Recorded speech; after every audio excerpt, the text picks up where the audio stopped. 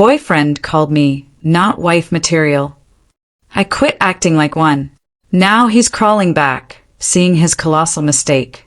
My boyfriend told his mom I wasn't wife material. Can you believe that? After 2 years, that's what he really thought of me. So, I decided to show him exactly what happens when you stop acting like one. And let me tell you, the fallout was more explosive than I ever could have imagined. I found out in the most humiliating way possible. A text he meant to send to his brother, but accidentally forwarded to me. It read, "Mom's right. She's too independent. I need someone who will actually put me first." I stared at those words, my heart sinking and then hardening. For 2 years, I'd been a project manager by day and his personal assistant, chef, maid, and social coordinator by night. I worked 50 hours a week and then came home to manage his entire life. And it still wasn't enough. That night, I didn't say a word. I just started changing. First, dinner. He came home, sniffing the air. "Where's dinner?" he asked. I was already eating takeout. "I already ate," I told him, cool as ice. "There's eggs in the fridge." He looked confused, but brushed it off. Next, the laundry. By week 2, he was practically re-wearing dirty shirts. "Babe, can you throw in a load?" he asked, holding up a wrinkled shirt. I just shrugged. "I'm only doing mine now. You're 29. Figure it out." The shock on his face was almost comical. I stopped cleaning up after him. Stopped planning his family's birthday gifts. Stopped reminding him about appointments. Stopped being available every single time he wanted attention. "Why are you being like this?" he'd whine. I'd just blink. "What? I'm just busy with work." It was glorious. 2 weeks into my new regime, his mom called. She sounded concerned. Apparently, he'd been complaining to her nonstop. I'd changed. I wasn't supportive anymore. She wanted to meet for coffee to discuss our relationship. I agreed, a slow smile spreading across my face. She arrived, armed with a whole speech about compromise and traditional values. I let her talk for a full 10 minutes, watching her carefully construct her argument. Then, I slid my phone across the table. On the screen was that text message, the one he'd accidentally sent me. And not just that one. I'd done some digging and found several others. Comments about how I was good for now, but not the marrying type. How his mom had been pushing him to find someone more domestic. His mom went silent, her eyes scanning the screen, her face paling. "I've been doing everything for him," I said quietly, my voice steady despite the tremor in my chest. Cooking, cleaning, managing his entire life while working 50 hours a week. And apparently that still wasn't enough to be wife material. She looked up, tears welling in her eyes. "I didn't know he felt this way," she whispered. "I never meant. You told him I was too independent." She flinched, remembering her own words. "I worried you didn't need him. But I see now that needing someone and doing everything for them are very different things." She actually apologized. Really, truly apologized. Then she shared her own story about her marriage, about what she wished she'd done differently. It was a powerful moment. Meanwhile, her son was completely unraveling. He'd been calling her, crying, about how the apartment was a disaster, how he couldn't keep up, how he'd been late to work 3 times because no one reminded him. He'd even missed his dad's birthday entirely because I'd always handled that. "He's asking me for advice on how to win you back," she told me. "What did you tell him?" I asked, a thrill of satisfaction running through me. She looked at me, a glimmer of admiration in her eyes. "I told him he doesn't deserve you, not unless he fundamentally changes." I smiled. It felt so good to hear. 2 days later, he showed up at my office, a wilting bouquet in hand. He launched into a desperate speech about how he'd realized what he'd lost, how he wanted to go to therapy, learn to be self-sufficient, prove he could be better. "I love you," he pleaded, his eyes wide and red-rimmed. "Please give me another chance." But here's what he didn't know. During those 2 weeks of watching him struggle, I'd gone on 3 dates. With a guy from my gym, someone who actually had his life together, someone who cooked for me on our second date. Someone who thought my career ambition was attractive, not threatening. I appreciate this, I told my ex, my voice calm. But I've moved on. His face crumpled. To what? He asked, bewildered. To someone who already knows how to be a partner, I replied. Not someone I have to train. I turned and walked back into my office, leaving him standing there, the sad flowers drooping in his hand. Your mom has my number if you need to talk to someone about how you're feeling, I added over my shoulder. She's been surprisingly supportive. That weekend, his mom texted me, dinner next week. I'm meeting your new boyfriend, and I want to make sure he's good enough for you. I laughed out loud and agreed. Turns out, the best thing I ever did for my relationship with his mom was breaking up with her son. But here's what nobody expected to happen next. 3 months after I started dating Ryan, my ex showed up at my apartment. It was 11 p.m. on a Tuesday. He was drunk, crying, holding what looked like a journal. I need you to read this. He slurred through the door, the chain still on. Please, just 5 minutes. Ryan was in the shower, which was probably for the best. You need to leave, I told him, keeping my voice firm. I've been in therapy, he insisted, waving the journal wildly. 3 times a week. I wrote down everything I did wrong, everything I took from you. Please just read it. His eyes were bloodshot. He looked like he hadn't slept in days. Despite everything, a pang of concern hit me. Send it to me, I said, but I'm not promising anything. No, he yelled, his voice rising. You need to read it now, while I'm here, so I can explain. That's when Ryan appeared behind me, a towel around his waist, water still dripping from his hair. Is there a problem? He asked, his voice low and steady. My ex's face went from desperate to furious in seconds.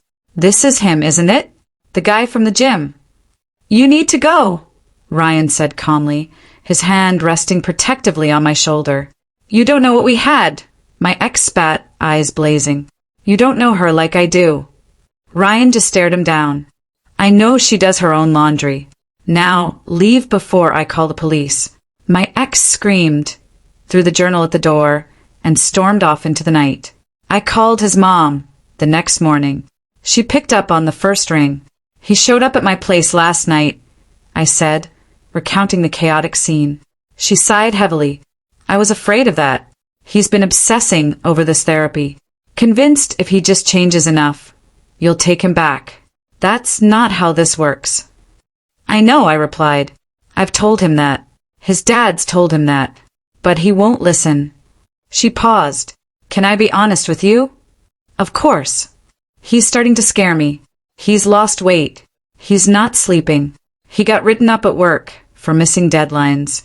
Yesterday, I found him sitting in his car outside your office, building for 3 hours. My stomach dropped. He's stalking me. I don't know if I'd call it that yet, she said, but I'm worried it could head that direction if someone doesn't intervene. I spent the next week looking over my shoulder. Then his brother called me. We'd always gotten along, and he'd apologized profusely after the breakup for his brother's behavior. He's checking himself into a facility, he said. Inpatient treatment for depression and obsessive behaviors. Good, I said, and I meant it. But there's something you should know. Mom found something in his apartment, a box of your things. Not stuff you left behind. Stuff you'd taken. Your old work badge that you thought you'd lost. Photos from your phone that he'd printed. A shirt you'd been looking for. I felt sick. How long has he been doing this? Probably the whole relationship. Maybe before. We're all kind of freaking out right now because we're realizing we never really knew him. I filed a restraining order that afternoon. His mom supported it, even testified on my behalf about his deteriorating mental state and that terrifying box of my belongings. The judge granted it immediately. 2 months later, I got a letter from his therapist. He'd authorized her to contact me. I want to be clear that I'm not asking you to forgive him or have any contact with him, she wrote. But I thought you should know that his treatment has revealed a pattern of obsessive attachment that predates your relationship. He's being properly medicated now and taking this seriously. He's asked me to tell you he understands why you need boundaries and that he won't violate the restraining order. I showed Ryan the letter. We were in his kitchen, and he was teaching me how to make pasta from scratch. How do you feel about it? He asked, not looking up from the dough. Relieved, I said, sad? I don't know. Part of me wonders if I miss signs. He looked up at me then, his eyes kind. Don't do that to yourself. Manipulative people are good at hiding who they are. You're safe now. That's what matters. The restraining order was set to expire after a year. I didn't renew it. Not because I forgave him, but because by then I'd moved in with Ryan and changed jobs. My ex couldn't find me even if he wanted to. His mom and I still had lunch once a month. She'd become something like a friend, a mentor even. She told me stories about her own marriage, the red flags she'd ignored, the years she'd spent being someone's emotional support animal instead of a partner. My husband was different from my son, she said one afternoon over salad. He didn't need me to mother him, but he needed me to shrink myself to make him feel like the smart one, the successful one. You have 2 PhDs, I pointed out. She smiled sadly, which I got after he died. I spent 35 years pretending to be less than I was because that's what good wives did in my generation. Do you regret it? I asked. Every single day. That's why I pushed my son to find someone domestic. I thought I was protecting him from feeling inadequate. Instead, I taught him that women exist to serve men. She set down her fork. I'm glad you left him. I'm glad you showed me what I'd been perpetuating. 6 months after that conversation, she filed for divorce from her husband, my ex's dad. Apparently, my ex's issues with women hadn't come from nowhere. His dad had been having affairs for years, and she'd looked the other way because that's what you did. But watching her son's breakdown had triggered something in her. I enabled both of them, she told me over coffee the day her divorce was finalized. I taught my son that women would always be there to clean up his messes because I always cleaned up his father's messes. She looked younger somehow. Free. I'm 62 years old, and I'm finally going to find out who I am without a man defining me. She started a blog about women over 60 reclaiming their lives. It went viral within weeks. She got a book deal, started speaking at conferences, became this whole inspiration for women leaving late-life marriages. Meanwhile, my ex's dad was not handling the divorce well. He'd assumed she'd never actually leave. When she took half of everything and moved into her own condo, he started calling me. You did this, he said during one particularly nasty voicemail. You poisoned my wife against our family. I blocked his number, but then he showed up at my new office. Security had to escort him out. His ex-wife got another restraining order. This one protecting both of us. Like father, like son, she said grimly. I should have seen it coming. A year into my relationship with Ryan, he proposed. We were hiking, something I'd never done with my ex because he'd never wanted to. Ryan had packed a picnic, and at the summit, with the whole valley spread below us, he got down on one knee. I've watched you reclaim yourself this past year, he said. I've watched you remember that you're whole without someone else. I'm not asking you to complete me, or to fix me, or to manage my life. I'm asking if you want to build something together as equals. I said yes. We planned the wedding for 8 months later. His mom, my former almost mother-in-law, offered to help, but in a way that actually meant helping, not taking over. She'd learned boundaries, too. She asked if she could come to the wedding. I know it might be weird, she said, but you've become important to me, and I'd like to be there for this. I thought about it for a week. Then I invited her, not as my ex's mom, but as someone who'd helped me understand that breaking cycles mattered more than keeping peace. The wedding was small, 50 people. Ryan's family, my family, close friends, and her. My ex's brother came too, having apologized profusely for his brother's behavior and having done his own therapy to understand how he'd enabled it. My ex wasn't invited, obviously. The restraining order had expired, but he'd moved to another state for a fresh start. Last I'd heard from his brother, he was doing better, dating someone casually, actually doing his own laundry. During the reception, his mom found me by the dessert table. "Thank you for letting me be here," she said. "Thank you for teaching me what I should have learned 40 years ago." "What's that?" I asked. "That love isn't servitude. That partnership isn't parenting. That a strong woman isn't a threat to a secure man." She hugged me. "I'm sorry I failed you both." "You didn't fail me," I countered. "You learned. That's what matters." 2 years into our marriage, Ryan and I bought a house. I'd gotten promoted to senior project manager. He'd started his own business. We split everything equally. Chores, finances, decisions, all of it.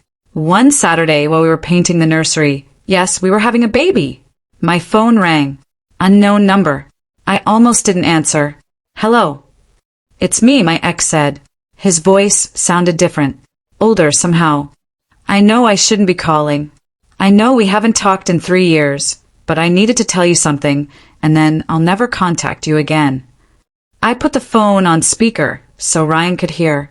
"I'm getting married," my ex continued, "to someone I met in group therapy, and I realized I never really apologized. Not for the right things." "You don't need to," I said. "Yes, I do. I spent our entire relationship seeing you as someone to fix me, someone to manage my life because I was too lazy or too entitled to do it myself. I blamed you for having boundaries. I stalked you when you tried to leave. I made my mental health your responsibility." He took a shaky breath. "My fiancée made me realize something. She told me that before she'd marry me, I needed to make amends with the people I'd hurt. Not for forgiveness, just for accountability." "Okay," I said carefully. "I'm sorry I wasted 2 years of your life. I'm sorry I made you feel like independence was a flaw. I'm sorry I let my mom's toxic expectations shape how I treated you. And I'm sorry for everything that came after." There was a long pause. "I'm happy now," I said finally. "I'm married. We're having a baby. I've built the life I wanted." "Good." He sounded like he meant it. "That's good. That's all I wanted to say. I hope you have a good life." He hung up. Ryan sat down his paint roller and pulled me close. "How do you feel?" "Relieved?" I think he actually meant it. His mom would be proud. "Yeah," Ryan said she would. His mom had actually been the first person we'd told about the pregnancy. She'd cried and told us she was honored. She'd also apologized again for not being a better mother-in-law to me when I was with her son, though I'd told her repeatedly that she'd more than made up for it. The baby came 7 months later, a girl. We named her after my grandmother. His mom, my former almost mother-in-law, became the most devoted grandmother figure I could have imagined. She'd show up with books and wooden toys, nothing plastic or gender stereotyped. "I'm raising her to know her worth," she'd say, rocking our daughter, something I failed to do with my own son. "You didn't fail," I'd tell her. "You learned. Same thing you told me at your wedding." "I'm choosing to believe you," she'd reply with a smile. Our daughter was 6 months old when my ex's brother called. He died, he said without preamble. "My brother. Car accident last week." I sat down hard on the couch. "What?" He and his fiancée were driving back from a wedding venue tour. Drunk driver ran a red light. She survived. He didn't. I didn't know what to feel. Sad, relieved, guilty for feeling relieved. "The funeral is on Saturday," he continued. "Mom wanted you to know. She's not expecting you to come, but she wanted you to know." I talked to Ryan that night. "I don't think I should go," I said, "but I feel like I should want to go." "Why?" "Because we spent 2 years together. Because he was trying to change. Because his mom has become family." Ryan hugged me. "None of those are reasons you owe him anything, even in death." He was right. I didn't go to the funeral, but I sent flowers to his mom with a note. "I'm sorry for your loss. Call me if you need anything." She called 2 days later. "Thank you for the flowers. And for not coming." "What?" The funeral was full of people who barely knew him. Old friends who hadn't seen him in years. Co-workers who found out on Facebook. Distant relatives looking for drama. "You didn't owe him your grief." I appreciated that you recognized that. She paused. Can I come see the baby this week? I need to hold something alive and new. Of course. She came over that Thursday with a photo album. I found these in his apartment when we were cleaning it out. Pictures of you two. I thought you might want them, or might want to burn them. Either way. I flipped through the album. There we were, younger, smiling, before everything fell apart. I looked happy in these photos, but I couldn't remember feeling happy. I'm keeping one, I decided. The one from the art museum, to remember who I was before I learned to have boundaries. And the rest? I'm burning them. That weekend, Ryan and I made a fire pit in our backyard. I fed the photos into the flames one by one while our daughter slept in her carrier next to us. This is weird, right? I asked Ryan. Burning photos of your wife's ex. Little bit, he admitted, but also kind of cathartic to watch. We laughed. It felt good to laugh about it. His mom stopped by the next day with homemade soup, something she'd started doing since the baby was born. I saw the fire pit, she said. Burn the photos? Most of them. Good. You're not erasing history. You're just choosing what to carry forward. She held our daughter while I ate the soup. Can I tell you something? Always. I used to think my biggest regret would be staying in my marriage so long. But actually, my biggest regret is that I raised a son who made you feel like you had to shrink yourself. I'm glad I get to help raise your daughter differently. You didn't raise him alone. His dad was there, too. Exactly. And his dad taught him that women exist to serve. I taught him that love means sacrifice, but I didn't teach him that sacrifice goes both ways. She kissed our daughter's forehead. This little one is going to know she's enough, just as she is. 3 years after my ex's death, his brother got engaged. He called to invite us to the wedding. I know it's been a while since we talked, he said, but you were family once, and you're still close to Mom. It would mean a lot if you came. We went. It was a beautiful wedding. Nothing like the one my ex and I might have had. His brother's fiancée was confident, loud, opinionated. Everything my ex had found threatening in me. Watching them together, I could see the difference. They challenged each other, pushed each other, neither one shrinking to make the other feel bigger. His mom gave a toast that made everyone cry. I spent most of my life believing that love meant accommodating. That partnership meant one person leading and one person following. It took losing my marriage and almost losing my son to learn that real love is two whole people choosing to walk side by side. She looked at me across the room. I learned that from someone brave enough to walk away, and I'm grateful every day that she didn't stay. I'm sorry I wasted 2 years of your life. I'm sorry I made you feel like independence was a flaw. I'm sorry I let my mom's toxic expectations shape how I treated you. And I'm sorry for everything that came after. There was a long pause. I'm happy now, I said finally. I'm married. We're having a baby. I've built the life I wanted. Good. He sounded like he meant it. That's good. That's all I wanted to say. I hope you have a good life. He hung up. Ryan sat down his paint roller and pulled me close. How do you feel? Relieved? I think he actually meant it. His mom would be proud. Yeah, Ryan said she would. His mom had actually been the first person we'd told about the pregnancy. She'd cried and told us she was honored. She'd also apologized again for not being a better mother-in-law to me when I was with her son, though I'd told her repeatedly that she'd more than made up for it. The baby came 7 months later, a girl. We named her after my grandmother. His mom, my former almost mother-in-law, became the most devoted grandmother figure I could have imagined. She'd show up with books and wooden toys, nothing plastic or gender stereotyped. I'm raising her to know her worth, she'd say, rocking our daughter, something I failed to do with my own son. You didn't fail, I'd tell her. You learned. Same thing you told me at your wedding. I'm choosing to believe you, she'd reply with a smile. Our daughter was 6 months old when my ex's brother called. He died, he said without preamble. My brother. Car accident last week. I sat down hard on the couch. What? He and his fiancée were driving back from a wedding. Venue tour. Drunk driver ran a red light. She survived. He didn't. I didn't know what to feel. Sad, relieved, guilty for feeling relieved. The funeral is on Saturday, he continued. Mom wanted you to know. She's not expecting you to come, but she wanted you to know. I talked to Ryan that night. I don't think I should go, I said, but I feel like I should want to go. Why? Because we spent 2 years together. Because he was trying to change. Because his mom has become family. Ryan hugged me. None of those are reasons you owe him anything, even in death. He was right.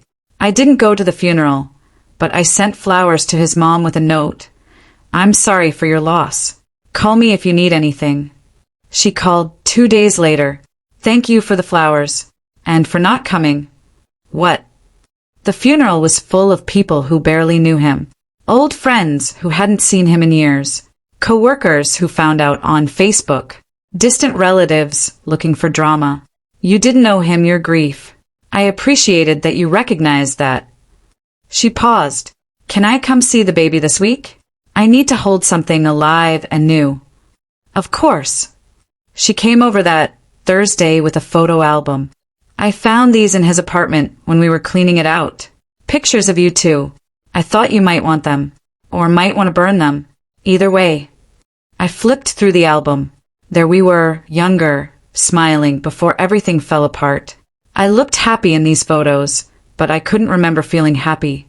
I'm keeping one, I decided, the one from the art museum, to remember who I was before I learned to have boundaries. And the rest? I'm burning them.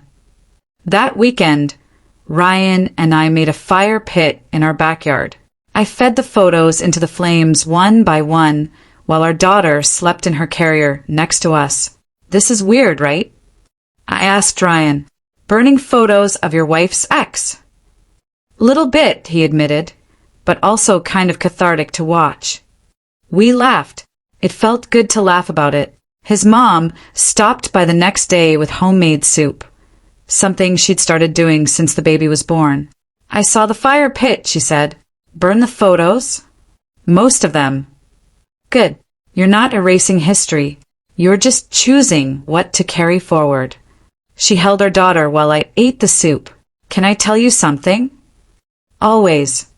I used to think my biggest regret would be staying in my marriage so long. But actually my biggest regret is that I raised a son who made you feel like you had to shrink yourself. I'm glad I get to help raise your daughter differently. You didn't raise him alone. His dad was there too. Exactly. And his dad taught him that women exist to serve. I taught him that love means sacrifice, but I didn't teach him that sacrifice goes both ways. She kissed our daughter's forehead. This little one is going to know she's enough just as she is. 3 years after my ex's death, his brother got engaged. He called to invite us to the wedding. I know it's been a while since we talked, he said, but you were family once and you're still close to Mom. It would mean a lot if you came. We went. It was a beautiful wedding. Nothing like the one my ex and I might have had. His brother's fiancée was confident, loud, opinionated. Everything my ex had found threatening in me. Watching them together, I could see the difference. They challenged each other, pushed each other, neither one shrinking to make the other feel bigger. His mom gave a toast that made everyone cry. I spent most of my life believing that love meant accommodating. That partnership meant one person leading and one person following. It took losing my marriage and almost losing my son to learn that real love is two whole people choosing to walk side by side. She looked at me across the room. I learned that from someone brave enough to walk away, and I'm grateful every day that she didn't stay. That night, Ryan and I sat on our back porch after our daughter was asleep. Do you ever think about him? He asked. Your ex. Sometimes.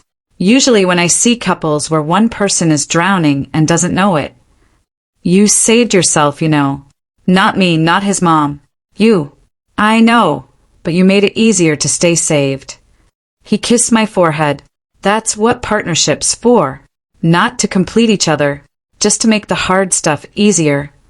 My phone buzzed. A text from my ex's mom.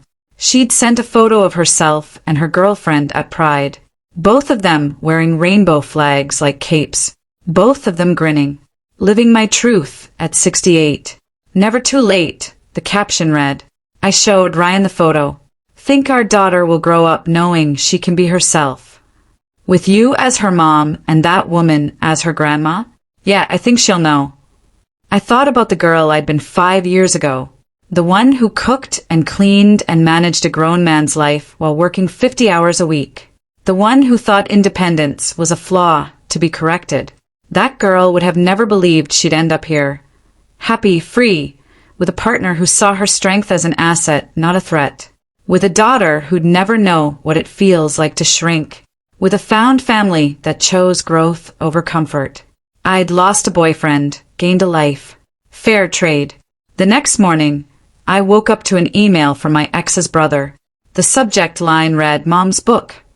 I opened it over coffee while Ryan made pancakes and our daughter colored at the kitchen table. Hey, the email started. Mom finally finished her book. Her publisher wants to release it next spring. She asked me to send you the dedication. She wants your permission before it goes to print. Attached was a PDF of the dedication page.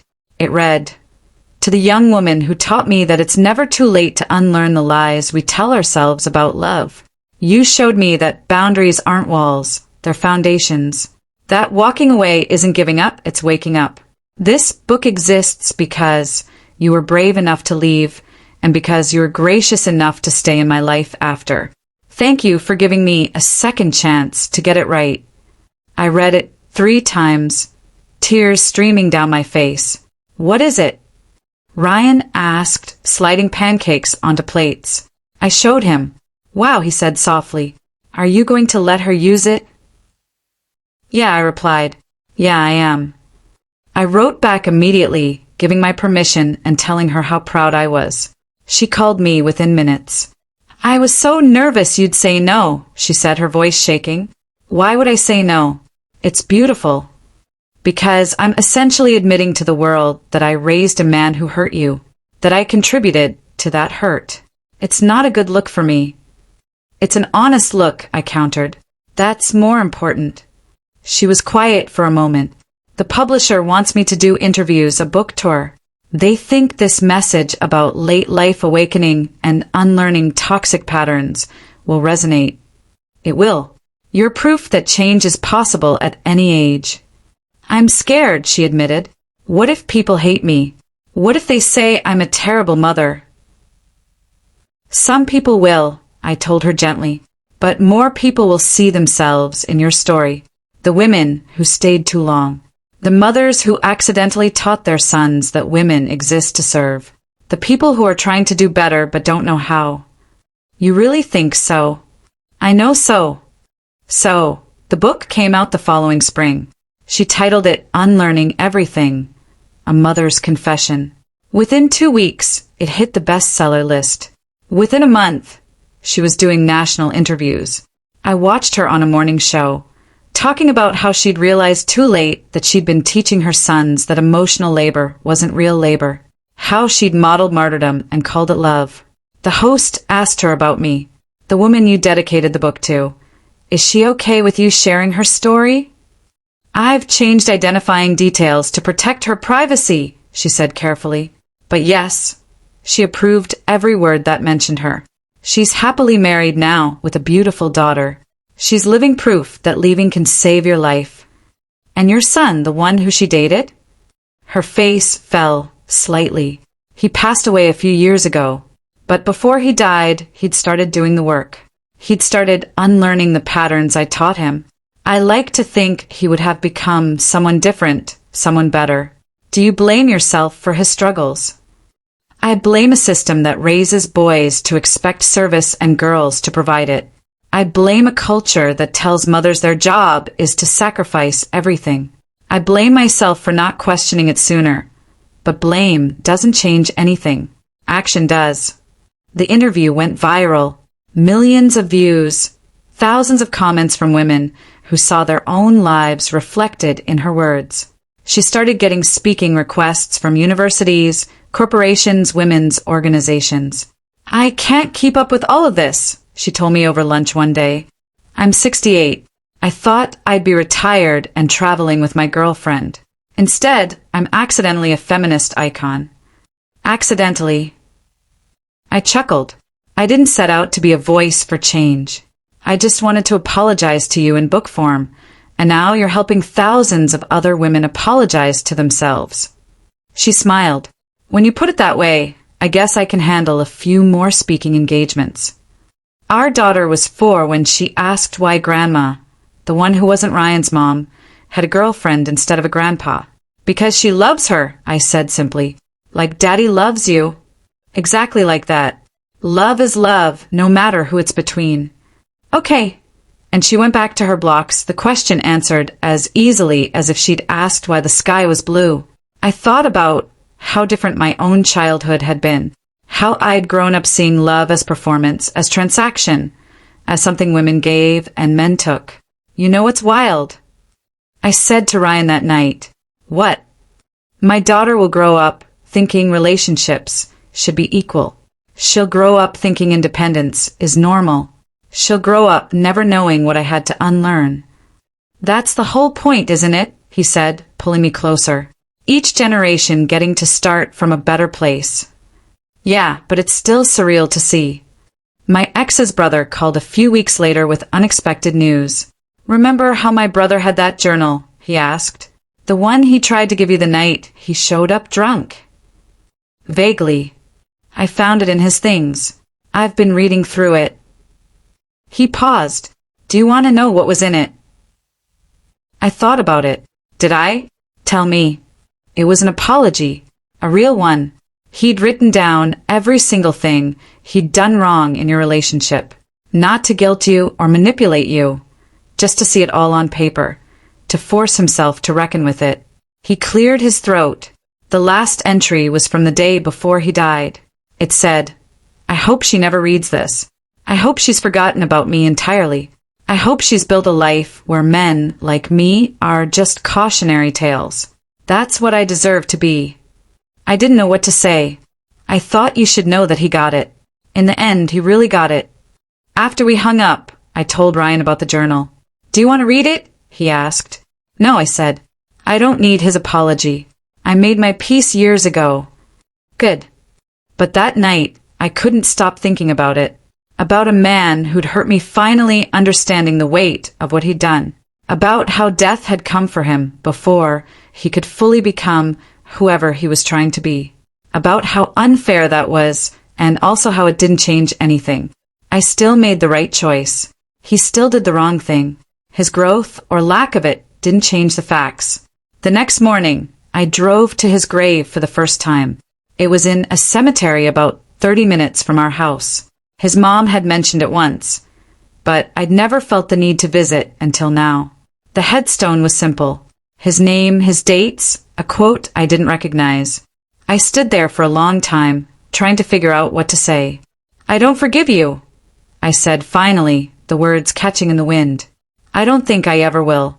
Not for the manipulation. Not for the stalking. Not for making me feel like I was crazy for wanting basic respect." The wind rustled through the trees. "But I understand you now. I understand that you were broken in ways that weren't entirely your fault. That your mom and your dad taught you to be who you were. That you were trying to change when you ran out of time." I crouched down, touching the grass beside his grave. "Your mom is doing incredible things. Your brother got engaged to someone who challenges him in the best ways. And I have a daughter who will never date someone like you, because she'll know what she deserves." I stood up. "That's your legacy. Not the man you were, but the changes that came because I left. The cycles that broke because I refused to be part of them anymore. You're a cautionary tale, like you said, and that matters too." I walked back to my car feeling lighter. Not forgiven, not reconciled, just finished. When I got home, our daughter was in the backyard with Ryan, helping him plant tomatoes. She saw me and came running, dirt on her face, joy in her eyes. Mommy, Daddy says I can have my own garden. Your own garden? With flowers and vegetables and everything. She grabbed my hand. Come see. I let her pull me toward the freshly turned earth, toward Ryan's smile, toward this life we built together, equal, balanced, whole. That night, after our daughter was asleep, I got a message from my ex's mom. My girlfriend proposed. Attached was a photo of her hand with a simple silver ring. Congratulations. I called her immediately. Tell me everything. We were at the beach, she said, her voice giddy like a teenager's. Walking at sunset, and she just dropped to one knee in the sand and said, I know we're too old for this to matter legally in some people's eyes, but I want you to know you're my forever person. That's beautiful. I'm 68 years old and getting married for the second time to a woman. Can you believe it? Yes, I said, I absolutely can. I want you to be there at the wedding. You and Ryan and your daughter, your family will be there. The wedding was 3 months later, a small ceremony on the beach with 30 people. Our daughter was the flower girl, taking her job very seriously, dropping petals in perfect intervals. My ex's brother walked his mom down the aisle, tears streaming down his face. His fiancée sobbed through the entire ceremony, watching her marry the love of her life, seeing her claim happiness at an age when many people have given up on it. I felt something shift. The last piece of resentment I'd been carrying about my ex, about those 2 wasted years, about everything that had happened, dissolved. Because none of it had been wasted after all. Those 2 years had led me here, to this family, to this understanding, to this proof that it's never too late to start over. At the reception, she pulled me aside. I have something for you. She handed me a small box. Inside was a silver bracelet with an inscription. She who walks away walks toward. It's from my book, she explained, but it's really from you. From your courage. I didn't feel courageous, I admitted. I felt desperate. She smiled. Courage and desperation look the same in the moment. It's only hindsight that knows the difference. I put on the bracelet. Thank you for everything. Thank you for not giving up on me. For letting me be part of your life even after you left my son. For teaching me that family is who shows up, not who shares blood. We hugged, and I thought about all the ways love can surprise you. How the mother of the man who hurt me had become one of my closest friends. How trauma can transform into wisdom if you're willing to do the work. How endings can be beginnings if you're brave enough to walk through the door. That night, tucking our daughter into bed, she asked me, Mommy, why did Grandma marry Grandma instead of Grandpa? Because she fell in love with Grandma, and because she learned that it's okay to be yourself, even if it takes you a long time to figure out who that is. When did you figure out who you are? I thought about the girl who'd cooked and cleaned and shrunk herself, about the woman who'd walked away, about the mother I'd become. I'm still figuring it out, sweetheart. That's the secret. We're all always figuring it out. She seemed satisfied with that answer and drifted off to sleep. Ryan was waiting for me in our bedroom. Long day, he said, pulling me into a hug. Long life. I corrected, but a good one. No regrets. About leaving him? Never. About the pain it took to get here? Sometimes. But pain that leads to growth isn't wasted. He pulled me close. I love who you are, the person who fought to become herself. I love who you let me be, the person who doesn't have to fight anymore. We fell asleep like that, tangled together. 2 whole people who'd chosen each other, not because we needed someone to complete us, but because we wanted someone to walk beside us. 2 months later, I got a Facebook message from a woman I didn't know. You don't know me, it started, but I read your mother-in-law's book. Well, your former mother-in-law. I read the dedication, and I tracked you down because I needed to thank you. Thank me. I've been in a relationship for 4 years where I do everything. Cooking, cleaning, managing his whole life. I work full-time, and somehow I'm also his mother. I've been telling myself it's fine. That's just how relationships work. That I'm being supportive. She'd sent screenshots of text messages between her and her boyfriend. They looked eerily familiar. Mom's right. She's too needy with her own life. I need someone who will actually prioritize me. Almost word for word, what my ex had written. I'm leaving him tonight, she continued. I just packed my stuff while he's at work. I'm done being someone's unpaid employee, and I wanted you to know that your story saved me. Not just from him, from years of this. I stared at the message for a long time. Then I wrote back, you saved yourself. You're the one who chose to walk away. But I'm glad my story helped. You deserve a partnership, not a job. She responded immediately. Can I ask you something? Did it get easier after you left? Yes and no. The leaving was easy once I decided, but watching him fall apart was hard. Seeing the aftermath was hard. Waiting to see if I'd made the right choice was hard. And did you make the right choice? I'm married to someone who does his own laundry. I have a daughter who will never think independence is a flaw. I have a life that's mine. So yes, absolutely yes. Over the next few months, I got more messages. Women who'd read the book, women who'd seen her interviews, women who were realizing they'd been playing the role of mother to grown men who should have been partners. I answered every single one. Some left their relationships. Some stayed and fought for change. Some were still deciding. But all of them were waking up. All of them were questioning the script they'd been handed. One woman sent me a photo of her and her boyfriend in a cooking class. He's learning, she wrote. Actually learning, not just watching me and then forgetting. I gave him an ultimatum and he chose to change. I'm cautiously hopeful. Another sent me screenshots of couples' therapy sessions. The therapist told him point blank that emotional labor is real labor, that I'm not his manager. He cried, but then he bought a planner and started handling his own appointments. Not every story had a happy ending. Some women left and faced stalking like I had. Some left and faced financial ruin. Some left and lost their entire social circles. But even those women thanked me. At least now I know I'm not crazy, one wrote. At least now I know my exhaustion was real. My ex's mom started a nonprofit. It was called Walk Away, Walk Toward, based on the inscription she'd given me. It provided resources for women leaving unhealthy relationships. Legal support, financial planning, therapy referrals. Everything I wish I'd had.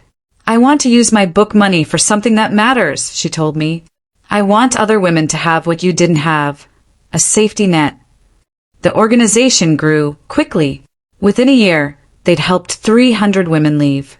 Within 2 years, they'd opened 3 shelters. She was featured in magazines, on podcasts, on news programs. Always, she mentioned me. The woman who taught me everything, she'd say.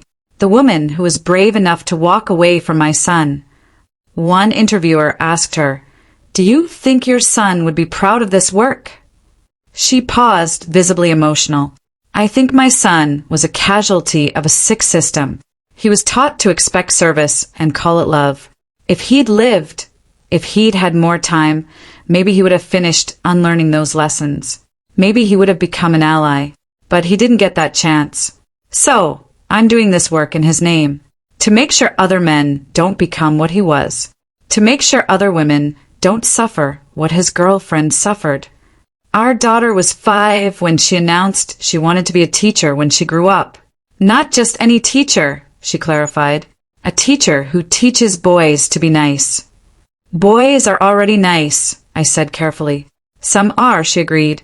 But Tommy pushed Emma at recess and said girls can't play soccer.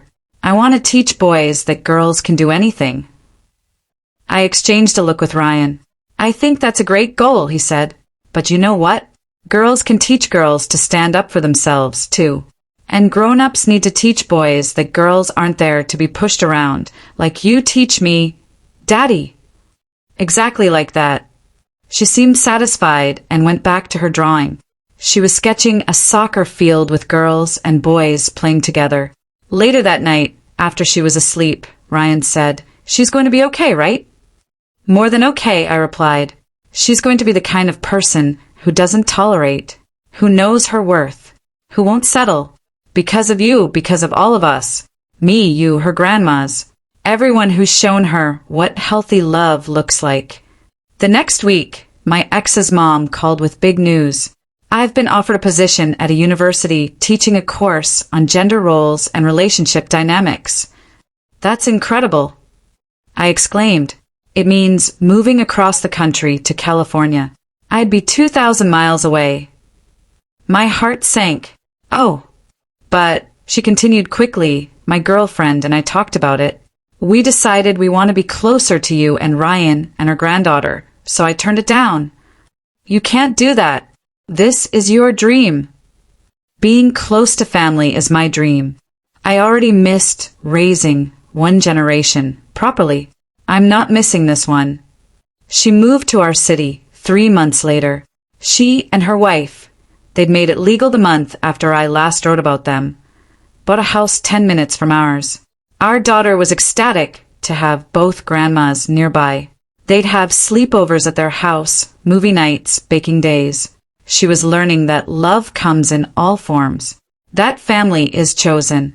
That grandma and grandma made just as much sense as grandma and grandpa. On our daughter's 6th birthday, we had a big party in our backyard.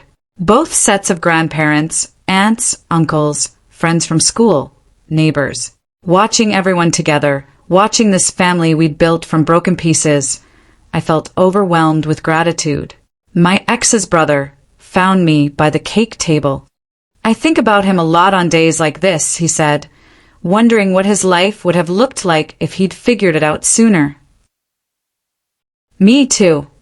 Do you ever regret leaving him, not staying to help him change? I thought about it honestly. No, it wasn't my job to fix him. It was my job to save myself. Those are two different things. Mom says that a lot now in her speeches, that women aren't rehabilitation centers for broken men. She's right. He smiled. You know what's funny? I used to think you broke my brother. When you left, I blamed you for his downward spiral. Now I realize you freed him. You gave him the chance to see himself clearly. That's a gift. Even if he couldn't handle it, he was trying at the end. Yeah, he was. We stood there together, honoring a ghost. Not the man he'd been, not even the man he'd almost become. Just the space where he'd existed and what had grown from his absence. The party continued around us. Ryan was teaching kids how to kick a soccer ball. His mom was taking photos with her ancient camera. My ex's mom and her wife were setting up a craft table. This was my life now. Messy and imperfect and built on the rubble of what came before, but mine. Finally, completely mine. That night, after everyone had left and our daughter was asleep, I found Ryan cleaning up the yard. Leave it, I said. We'll do it tomorrow. Together. Together. We went inside and sat on the couch, exhausted and happy. Do you ever think about alternate timelines? I asked. Like, what would have happened if you'd stayed with him? Sometimes. And I'm grateful every time that I didn't. That I walked away. That I found you. Best decision you ever made, he teased. Second best, I corrected, snuggling into him. The first best was realizing I deserved better. He pulled me close. We sat there in the quiet. Two people who'd found each other because we'd both learned to be whole alone first. My phone buzzed. Another message from a stranger. I read the book. I'm leaving tomorrow. Thank you for showing me it was possible. I showed Ryan. How many is that now? Hundreds. Maybe thousands. I stopped counting. You started something. His mom started something. I just lived my truth. Same thing. Maybe it was. Maybe refusing to shrink was radical. Maybe walking away was revolutionary. Maybe just being happy, just thriving, just existing as a whole person was the best revenge. Or not revenge. The best testimony. The best proof. The best offering to the women who'd come before me and the girls who'd come after. I thought about the girl I'd been, cooking dinner for a man who called me too independent. I thought about the woman I'd become, raising a daughter who'd never question her worth. That girl would have never believed this life was possible. But this woman knew better. This woman knew that anything was possible once you stopped asking permission and started taking up space. My daughter's laugh echoed from her bedroom. A dream, maybe, or just joy escaping even in sleep. I squeezed Ryan's hand and thought, this is what walking away walks toward.